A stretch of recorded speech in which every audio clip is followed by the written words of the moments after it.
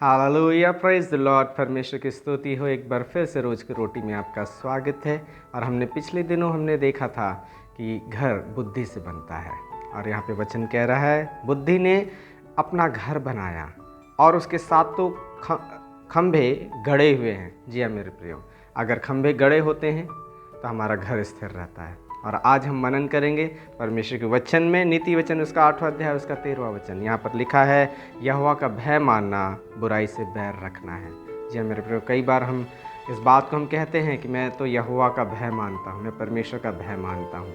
लेकिन अगर हम इस बात को हम कह रहे हैं तो यहोवा का भय मानना, बुराई से बैर रखना है। अगर हमारे अंदर, उसके आगे वचन कहता है, घमंड, अहंकार और बुरी चाल से और उलटफेर की बातों से मैं बैर रखता हूँ। परमेश्वर इन सब बातों को, घमंड की बातें, बैर की बातें, या बुरी चाल, या पीठ पीछे बोलने की बातें, या उलटफेर की बातें करना या करवाना, इन सब बातों से परमेश्वर बैर रखता है। जय मेरे प्रियो, तो अगर हम कह रहे हैं कि मैं यहोवा का भय मानता हूँ, तो हम इस वचन के द्वारा अपने आप को हम जांचें कि आज हम कहाँ पर खड़े हैं। और जब हम परमेश्वर के वचन को हम मानेंगे तो वो कहता है कि यहोवा का भय मानना ही बुद्धि का आरंभ है। जब हम सच्चाई के मार्ग में हम आ जाते हैं, जब हम परमेश्वर के मार्ग में हम आ जाते हैं, तो हमें हियाव होता है। जब हम किसी भी कार्य को ईमानदारी से करते हैं और सही रीति से करते हैं, तो परमेश्वर हमको हियाव को देता है और हमें किसी भी बात का डर नहीं रहता।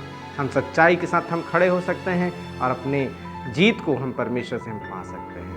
परमेश्वर इस वचन पे आप सभी को आशीषित करे।